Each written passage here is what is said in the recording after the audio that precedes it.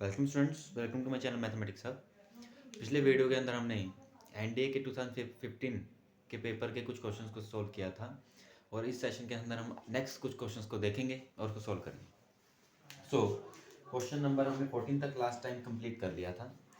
सो अब हम करेंगे क्वेश्चन नंबर 15 क्वेश्चन क्या है।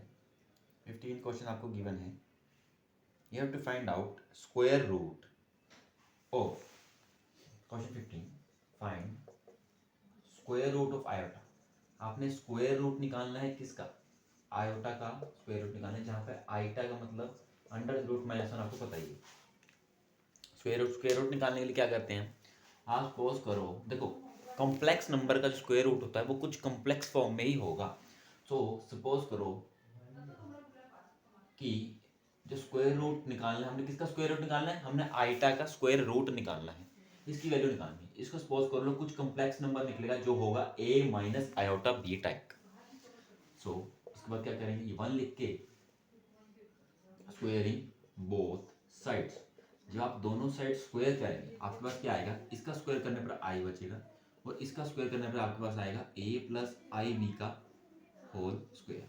इसको ओपन करने पर आपके पास क्या आएगा, i is equals to A square plus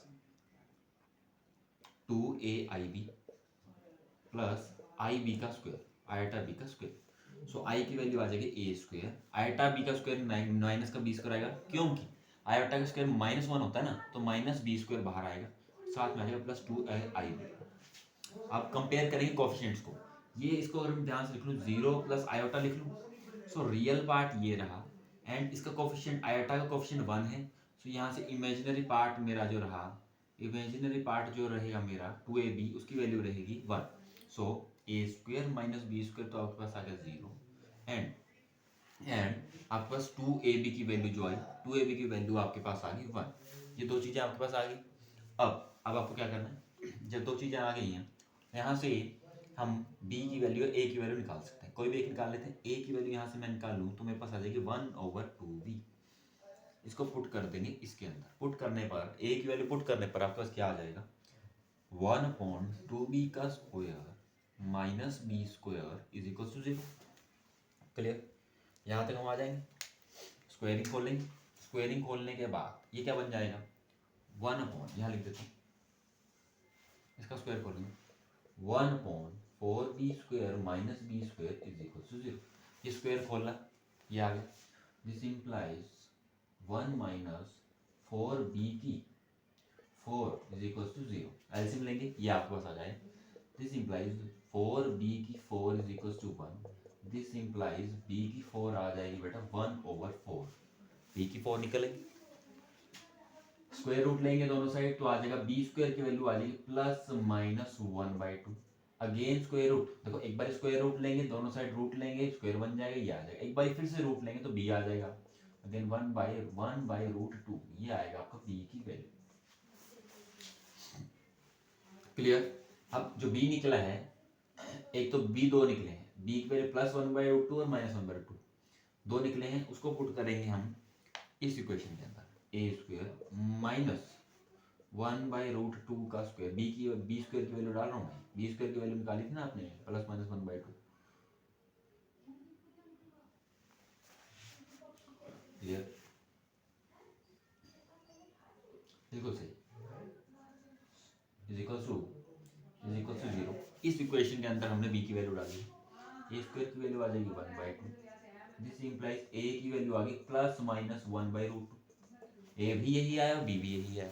अब जो हमने सपोज किया था नंबर ए, उसमें पुट कर देते हैं। अब देखो बहुत सारे कॉम्बिनेशन बन सकते हैं कि बी पॉजिटिव लें, ए नेगेटिव ले लें, ए नेगेटिव लें और बी भी नेगेटिव ले लें, बी पॉजिटिव लें, ए भी पॉजिटिव लें। 4 कॉम्बिनेशन पॉसिबल होंगे, negative negative, negative positive, positive negative, positive positive.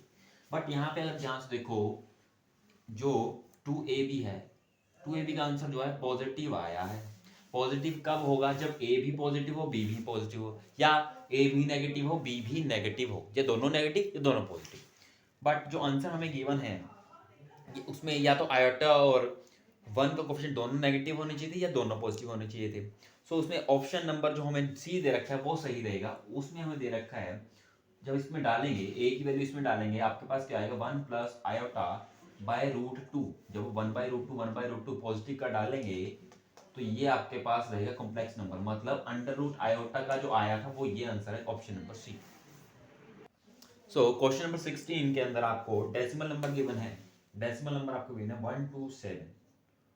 127.25 और ये बेस 10 पे है, डेसिमल है ना। सो डेसिमल नंबर गिवन है, इसको आपने बाइनरी फॉर्म में कन्वर्ट करना है। बाइनरी फॉर्म में कन्वर्ट करना है। बाइनरी फॉर्म में कन्वर्ट करने के लिए आपने क्या करना है, पहले तो आपने जो मेन पॉइंट से पहले के नंबर उसको लिख लेना है। लिखने के बाद आपने इसको डिवाइड करते जाना। 2 से जैसे ही आप डिवाइड करेंगे, क्लियर, 2 से डिवाइड करने पर आपके पास क्या आ जाएगा 63 आ जाएगा और 1 बचेगा रिमाइंडर, क्लियर। 1 जो रिमाइंडर बचेगा उसको यहाँ लिख लो, फिर 2 से डिवाइड करो। 2 से डिवाइड करने पर 31 आ जाएगा, रिमाइंडर बचेगा 1, वो यहाँ लिख लो। फिर 2 से डिवाइड करने पर 15 आ जाएगा, 1 रिमाइंडर आएगा, यहाँ लिख लेंगे। फिर 2 से डिवाइड करेंगे, 2 7 14 एंड 1 रिमाइंडर यहाँ पे। 2 से डिवाइड करेंगे 3 6 एंड 1 रिमाइंडर एंड अगेन 2 से डिवाइड करेंगे, क्लियर, 2 1 2 एंड 1 रिमाइंडर आपके पास फिर से बचेगा। सो आपके पास, क्लियर, ठीक है। और जो लास्ट में जो 1 बचा उसका, जो 1 बचा ये भी ले लेना। तो 1 2 3 4 5 6 एंड 7 टाइम्स, तो इसका बाइनरी फॉर्म बनेगा। पॉइंट से पहले की बात कर रहा हूँ मैं, 1 1 1 1 1 1 1 पॉइंट, ये आ गया। उसके बाद पॉइंट वाले को सोल्व करने के लिए आपने क्या करना है, 0.25 है ना, 0.25 तब तक 2 से मल्टीप्लाई करते जाओ जब तक आपका डेसिमल के पीछे की डिजिट खत्म ना हो जाए या इन्फिनिटली टाइम्स रिपीट ना होने लग जाए। मीन्स जैसे आप इसको 2 से मल्टीप्लाई करेंगे, सो आपके पास क्या आएगा, आपके पास आएगा 0.50। क्या आपका डेसिमल खत्म हो चुका है, नहीं हुआ, इसके लिए हम लिखेंगे बेटा 0। जब तक आपका डेसिमल खत्म नहीं होगा तब तक 0 लिखते जाएंगे। जहाँ पे आपकी डेसिमल खत्म हो जाएगी वहाँ 1 लिख देंगे। अब ये आ चुका है, इसको फिर से किससे करेंगे, 0.50 को फिर से 2 से करो, ये आ जाएगा 1.0। और आप देख रहे हैं 1.0 डेसिमल खत्म हो चुका, 1 आ गया ना एक्चुअल आंसर, तो इसका आंसर आएगा, इसका 1 आ जाएगा। तो पीछे लिखेंगे पॉइंट पीछे 0 1। सो ऑप्शन नंबर आपका डी जो है वो करेक्ट रहेगा इसके लिए। नेक्स्ट क्वेश्चन जो है आपका 17th क्वेश्चन, उसमें आपको बोला है दो आपको स्टेटमेंट्स दे रखी हैं, बेसिकली आइडेंटिटीज दे रखी हैं। क्या determinant a plus be open होने पर ऐसे डिस्ट्रीब्यूट हो सकता है, बिल्कुल गलत है। जो भी लीनियर चीज़ें होती हैं, जैसे ट्रेस मैट्रिक्स का निकालते हैं, उसमें हम इस प्रॉपर्टी को यूज़ कर सकते हैं। डिटर्मिनेंट इस प्रॉपर्टी को फॉलो नहीं करता, और इन्वर्स जो होता है वो भी इस प्रॉपर्टी को, मतलब क्या ये इन्वर्स स्प्लिट हो सकता है, नहीं हो सकता। सो ये भी इस प्रॉपर्टी को फॉलो नहीं करता, तो दोनों ऑप्शन गलत हैं। सो नाइदर 1 और नाइदर 2, इन्होंने पूछा था कौन सा करेक्ट है, कोई भी करेक्ट नहीं है। सो ऑप्शन नंबर डी, नाइदर 1 और 2 कोई भी करेक्ट नहीं है।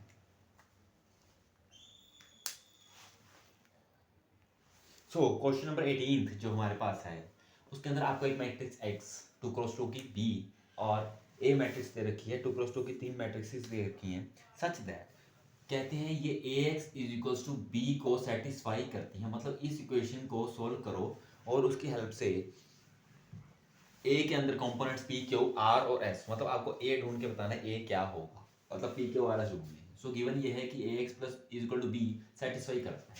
A की वैल्यू रखते हैं, क्या है, P Q R S। Multiply किससे करना है इसको, X से। X मैट्रिक्स आपके पास है 3 - 4 1 - 1, और मिलता क्या है करने से, B मिलता है जी, 5 2 - 2 1, क्लियर। सो मैट्रिक्स प्रोडक्ट लगाते हैं, P जाएगा बेटा 3 के पास, 3P, फिर Q जाएगा 1 के पास, प्लस करेंगे इन दोनों चीज़ों को, ये बनेगा फर्स्ट एलिमेंट। कैसे करते हैं, फर्स्ट रो को फर्स्ट कॉलम से मल्टीप्लाई करते हैं, ऐड करते हैं, यहाँ लिखते हैं। पहले को पहले से लिख लिया, सेकंड को सेकंड से लिख लिया और ऐड कर दिया। फिर अगला अगला कैसे आएगा, अगले एलिमेंट के लिए पहले इस ही रो को पहले ही रखना है, पहले फर्स्ट कॉलम से, फिर सेकंड एलिमेंट के लिए इसी रो को सेकंड कॉलम से करेंगे। P को करेंगे -4 से, -4P, फिर प्लस लगाएंगे, Q को करेंगे लास्ट एलिमेंट से, माइनस का Q, फिर आर को करेंगे 3 से 3r प्लस एस को करेंगे 1 से। देखो ये रो है, ये कॉलम लेनी है, 3r और s into 1 s, r into -4 minus S. तो ये आपके एलिमेंट्स रहेंगे मैट्रिक्स के जो ये प्रोडक्ट करने पर आएगा। और ये किसके इक्वल दे रखी है, 5 2 -2 1। और हमें बोला गया है, हमें पता है जब दो मैट्रिसेस इक्वल होती हैं तो उनके कंपोनेंट्स भी इक्वल होते हैं। मतलब a11 a11 के बराबर, a12 a12 के बराबर, a21 a21 के बराबर, a22 a22 के बराबर। तो यहाँ से क्या इक्वेशन निकली, 3p प्लस क्यू तो आ गया बेटा आपके पास 5, ठीक है। और -4p माइनस क्यू की वैल्यू आपके पास आ गई 2। एक तो ये इक्वेशंस आई। फिर इक्वेशंस क्या आई, 3r प्लस एस जो आ गया -2 के बराबर, और यहाँ से -4r और माइनस एस की जो सम आ गई वो आ गई 1। आपने इन दोनों इक्वेशन को सोल्व करना। कैसे करेंगे, अगर हम इन दोनों इक्वेशंस को ऐड कर दें, सिंपली ऐड करने पर ये कैंसिल हो जाएगा। कैंसिल होने के बाद सोल्व करने पर यहाँ से बचेगा -p, यहाँ से बचेगा -p, और ये ऐड करने पर 7 आ जाएगा। सो p की वैल्यू आ जाएगी आपके पास, p की वैल्यू विल बी -7। तो p आ जाएगा आपके पास -7। अब इसमें b ऑप्शन में p की वैल्यू +7 दे रखी है, तो b ऑप्शन तो कट हो गया। उसके बाद p निकलने के बाद इधर से भी सोल्व कर लेते हैं। इन दोनों इक्वेशन को भी ऐड करने के बाद s से s कैंसिल हो जाएगा, और यहाँ पे एडिंग करें दोनों इक्वेशन की, इसको ऐड करने पर -r और this will be -1। So r की वैल्यू आ जाएगी 1। सो आपको p भी मिल गया। तो ये क्या क्या निकल रहा है देखते हैं जरा। p की वैल्यू हमारे पास -7 एंड r निकल चुका है हमारा 1। क्लियर। अब जो हमने p7 निकाला -7, इसको इसी इक्वेशन में वापस डाल के सोल्व कर लेते हैं। p -7, सो क्या बन जाएगा 3 into -7 plus q is equals to 5। q is equals to 5 -21 बनेगा, यहाँ पे प्लस हो जाएगा। सो ये कितना आ जाएगा, ये आ जाएगा हमारे पास 26। सो q की वैल्यू निकल आई 26। बस आपको 3 ही एलिमेंट निकालने हैं, क्यों इसी से ही पता लग गया, क्योंकि फर्स्ट मैट्रिक्स जो है उसके अंदर -7 26 एंड 1 आ रहा है। सो लास्ट एलिमेंट जो बचता है वो 5 ही होगा। मैट्रिक्स देख के पहचान लो। सो आपका ऑप्शन ए जो होगा आपका करेक्ट आंसर होगा इसका। सो क्वेश्चन नंबर 19 में आपको एक समेशन दे रखा है इसके ऊपर, और जो कि r 0 से 1 तक जाता है, और उसकी वैल्यू पूछी है। 4 ऑप्शंस नीचे गिवन है, उनमें से कौन सा आंसर उसका रहेगा, ठीक है। तो जो फर्स्ट, इसको पहले सोल्व कर लेते हैं। सोल्व करने पर इसको अगर खोलें, क्या बनाए हमारे पास, इसको एक्सपेंड करने पर हमारे पास, हमें अगर पता है, पहले देखो समेशन है, समेशन का मतलब होता है सम करते जाना, r 0 से 1 तक। मतलब r को पुट करते जाओ और n एलिमेंट्स को प्लस करते जाओ। मतलब ये क्या बन जाएगा, n r 0 पुट करेंगे पहले, n पे कोई चेंजेस नहीं होंगे, n वैसे रहेगा, r चेंज होता रहेगा, प्लस लगाएंगे। 0 से कहाँ तक जा रहा है, नेक्स्ट एलिमेंट 1 आएगा, ये आ जाएगा n+1 cn। सो ये दो चीजें आपने निकालनी है। So this will be ncn और this will be n+1 cn। इसको ओपन करेंगे। NCR का फॉर्मूला अगर आपको याद है क्या होता था, n factorial upon n minus r factorial into r factorial. ये फॉर्मूला होता है कॉम्बिनेशन का, इसमें लगाएंगे। सो n factorial over n minus n factorial, यहाँ पे r का काम भी n ही कर रहा है, इनटू प्लस, सो n+1 factorial over n+1 minus n factorial into n factorial. ये n फैक्टोरियल से n factorial cancel, n minus n factorial 1 over 0 factorial, 0 factorial भी 1 ही होता है, n+1 factorial over n minus n, 1 factorial 1 ही होता है, बचा नीचे n factorial. सो 1 plus n+1 factorial को एक्सपेंड करने पर n+1 इंटू n फैक्टोरियल लिख देंगे, नीचे n फैक्टोरियल पड़ा है, कैंसिल हो जाएगा। तो दिस विल बी n+2। यहाँ से आंसर आया n+2। पहले तो ये चीज दे रखी थी, उसका आंसर आया n+2। अब जो 4 ऑप्शंस हैं उसको डिफरेंट तरीके से, मतलब सबको सोल्व करो और देखो किसका आंसर n+2 आता है। तो फर्स्ट ऑप्शन से हम स्टार्ट करते हैं, जिसका आंसर इसके साथ मैच कर गया वही इसका आंसर रहेगा। पहला है n+2 c1, इसको एक्सपेंड करेंगे इसी फॉर्मूले से, n प्लस टू का factorial over n plus to minus one factorial into one factorial, this will be n plus two factorial over n plus one factorial. बस ये आया आपके पास। अब ऊपर वाले फैक्टोरियल को एक्सपैंड करते हैं, कैसे, n plus two into N plus one factorial whole over n plus one factorial. तो ये तो कैंसिल आउट हो गए, आंसर आ गया n प्लस टू, और यही हमें चाहिए था। हमारे को पूछा था कौन सा जो ऑप्शन है इसके बराबर आएगा, इसका आंसर आया था ये, और पहले ऑप्शन का ही आंसर n प्लस टू आ गया, तो मतलब this are equal. So option number A जो है इस क्वेश्चन का आपका आंसर रहेगा। सो क्वेश्चन नंबर 20th में हमें क्या कह रहे हैं, एक वर्ड है नेशन, उसमें आपको पूछ रहे हैं कि इन्हीं शब्दों से 1 2 3 4 5 6 टोटल 6 वर्ड्स इसके अंदर हैं, इनके अंदर से कितने टोटल नंबर ऑफ वर्ड्स बना सकते हैं such that vowels never come together, कि वोवल्स इकट्ठे ना आए कभी।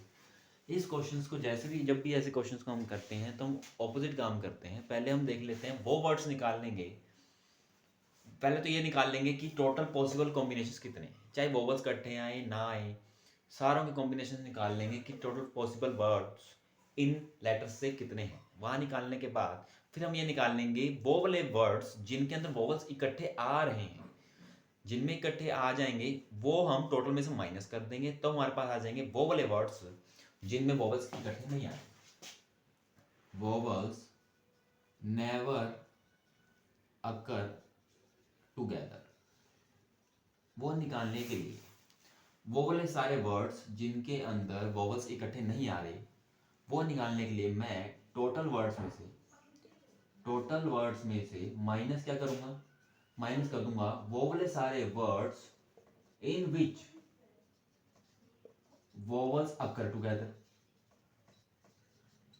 मैं वो वाले सारे वर्ड्स निकाल लूंगा जिसके अंदर वोवल इकट्ठे आ रहे हैं, और वो वाले वर्ड्स टोटल में से माइनस कर दूंगा, जिससे मुझे वो वाले वर्ड्स मिल जाएंगे जिनमें इकट्ठे नहीं आ रहे। समझो ना, ये टोटल वर्ड्स हैं, मान लो ये वाले वर्ड्स हैं जिनके अंदर वोवल टुगेदर आ रहे हैं, टुगेदर जिसमें इकट्ठे आ रहे हैं, मुझे वो चाहिए जिसमें इकट्ठे नहीं आ रहे, वो तो ये हुआ ना जिसमें इकट्ठे नहीं आ रहे। सो टोटल में से टुगेदर वाले माइनस कर दूंगा, सो कौन से आ जाएंगे मेरे पास, नॉट टुगेदर वाले, I will get not together वाले। सो ये करेंगे, बट अब हमें क्या क्या निकालना है, टुगेदर वाले टोटल वर्ड्स पता करेंगे पहले। तो देखो टोटल वर्ड्स के लिए क्या करोगे आप, टोटल वर्ड्स के लिए बेटा फॉर्मूला याद रखना, जितने भी नंबर हैं, जितने भी टोटल पॉसिबल प्लेसेस हैं, 1 2 3 4 5 6 डिजिट्स हैं, मतलब 6 लेटर्स हैं, सो टोटल लगा दो 6 फैक्टोरियल। और टोटल वर्ड्स की बात कर रहा हूँ मैं अभी, कितने पॉसिबल वर्ड्स इनसे बनाए जा सकते हैं, वो होगा 6 फैक्टोरियल। बट यहाँ पे कुछ रिपीट भी हो रहे हैं, जितनी रिपीटेशन होती है उतने फैक्टोरियल से डिवाइड कर देते हैं। So this will be 6 factorial को मैं इसको ऐसे लिखता हूँ 6 इंटू 5 फैक्टोरियल ओवर 2 फैक्टोरियल 2 ही होता है, इसको इससे कट करने पर 3 इंटू ये होता है मेरे पास 120, 5 factorial is 120, so this will be 360 words. So total possible words जो है मेरे, टोटल पॉसिबल वर्ड्स वो 360 हैं। मुझे वो वाले निकालने हैं, इसमें वो वाले देखने हैं जो कि जिसमें वोवल इकट्ठे आ रहे हैं। वो कैसे करेंगे, देखो 1 2 3 4 5 6, अब वोवल्स देखो कौन कौन से, 3 वोवल्स अवेलेबल है मेरे पास। तीनों वोवल्स को अगर मान लो मैं इकट्ठे रख दूं और इनके एक पैकेट को सपोज कर लूं, ये एक चीज है, इनको एक मान लूं, मान लो वोवल्स जितने वोवल्स हैं उतनी प्लेसेस को इकट्ठे रख के उनको एक कलेक्शन मान लूं। सो ये कलेक्शन आपस में कितनी पॉसिबल वेज में अरेंज हो सकती है, एक कलेक्शन, ये कलेक्शन यहाँ पड़ी है, एक प्लेस तो ये होगी, एक प्लेस ये होगी, एक प्लेस ये होगी, एक प्लेस ये होगी। ये जो पूरा का पूरा 3 का कलेक्शन था वो टोटल 4 फैक्टोरियल वेज के 1 2 3 4 वेज में अपने आप को अरेंज करेगा। बट जो कलेक्शन मैंने लिखा है ए आई ओ वाला, ये आपस में भी तो आगे पीछे हो सकता है, ओ इधर आ जाए, आई इधर चले जाए, ए, सो ये आपस में अरेंजमेंट करेंगे बेटा 3 फैक्टोरियल वेज में। क्लियर, पहले हमने क्या कलेक्शन बनाया, कलेक्शन निकालने के बाद 3 प्लेसेस तो इस कलेक्शन ने ले ली, फिर 1 2 3 4, 1 2 3 4, टोटल इसके पास 4 प्लेसेस थी, अपने आप को अरेंज कर, इस कलेक्शन की बात कर रहा हूँ, तो 4 फैक्टोरियल वेज, ठीक है। बट जो कलेक्शन के अंदर 3 एलिमेंट पड़े वो आपस में भी अरेंज होंगे, वो 3 फैक्टोरियल वेज में अरेंज होंगे, और साथ साथ रिपीटिशन भी तो होंगी, रिपीटिशन तो होंगी, इसमें भी तो रिपीटिशन हो रही है, किसकी, एन और एन की रिपीटिशन होगी, फिर से वो डिवाइड कर देंगे, जितनी भी रिपीटिशन होती है उससे डिवाइड कर लेते हैं। तो ये क्या आ जाएगा 4 into 3 factorial into 3 factorial over 2 factorial. 2 factorial से 4 काट देंगे, you will get 2 into 3 factorial 6 होता है और 3 फैक्टोरियल 6 होता है। 6 6 36, 36 टू 72। 72 वर्ड्स वो हो गए वॉवल्स जिसमें इकट्ठे आ रहे हैं, वॉवल्स अकर टुगेदर, जिसमें वोवल्स इकट्ठे आ रहे हैं। अब मुझे क्या चाहिए था, वोवल्स इकट्ठे ना आए, तो उसके लिए इन दोनों को सब्ट्रैक्ट कर देंगे। तो जिसमें इकट्ठे ना आए वो हो जाएगा टोटल 360 में से अगर मैं 72 माइनस कर दूं, आई विल गेट 288, जो कि आपका ऑप्शन नंबर सी है। सो ऑप्शन नंबर सी आपका इस क्वेश्चन का सही आंसर होगा। सो क्वेश्चन नंबर 21 जो लास्ट क्वेश्चन रहेगा आज का हमारा, उसके अंदर आपको पूछा है एक्स क्यूब माइनस 1 को फैक्टराइज करना है। फैक्टराइज मतलब कि किन्हीं चीज़ों के प्रोडक्ट में लिखना है। ये क्यूबिक पॉलिनोमियल है तो 3 फैक्टर बनेंगे इसके। अब आपको ध्यान से अगर आप देखो इसको फैक्टराइज करेंगे, so x cube minus 1 is equal to, अगर 0 रखते हो आप, एक्स क्यूब की वैल्यू आ गई 1, दिस इंप्लाइज एक्स की वैल्यू आ गई 1 का cube root, and this is cube root of unity. आपको वो सारे एक्स निकालने हैं जिनके लिए 1 की पावर 1/3 हो। क्लियर? सो आपको यूनिटी का क्यूब रूट ही तो निकालना है, और हमें पता है सारे के सारे x cube root of unity जो होते हैं वो ये होते हैं 1 omega and omega square are the cube roots of unity. अगर आपको निकालना नहीं आता वो भी मैं बता देता हूँ कैसे निकालते हैं cube roots of unity. X cube minus 1 को पहले तो रखो 0, इसको क्यूब लगाओ। चलो वैसे क्यूब रूट्स ऑफ यूनिटी आ गया तो फैक्टर्स क्या बन जाएंगे, एक तो बन जाएगा x माइनस 1, एक बन जाएगा x माइनस ओमेगा, और एक बन जाएगा x माइनस ओमेगा स्क्वायर। सो इस चीज को हम ऐसे एक्सप्रेस कर सकते हैं फैक्टराइज फॉर्म में। क्लियर? इस हिसाब से आपका ऑप्शन नंबर जो है सेकंड बी ऑप्शन जो है वो आपको करेक्ट आंसर हो जाएगा। और ये अगर आपको क्यूब रूट्स ऑफ यूनिटी नहीं निकालना है तो देखो कैसे करेंगे इसको, इस चीज को सॉल्व करना है। यहाँ पे आइडेंटिटी लग रही है बेटा A cube minus B cube की, वो क्या होती है, A cube minus B cube is equal to A minus B into A square plus B square plus A B, ये आइडेंटिटी लगेगी यहाँ। तो लगाने पर क्या आ जाएगा आपके पास, x minus 1 into x square plus 1 plus x is equal to 0। अगर इसको 0 रखते हैं सो एक्स की वैल्यू 1 आ जाएगी, है ना, ये 0 रखते हैं। अब जब इसको 0 रखते हैं x square plus x plus 1 is equal to 0, अभी तो इसको, अभी इसका तो निकला ही नहीं हमारे पास। तो इसको करने के लिए आपको क्या करना होता है, डिस्क्रिमिनेंट मेथड लगाना होता है, इसके रूट्स इसके फैक्टराइज करना है। एक फैक्टर तो बन चुका है, इसको फैक्टराइज करना है।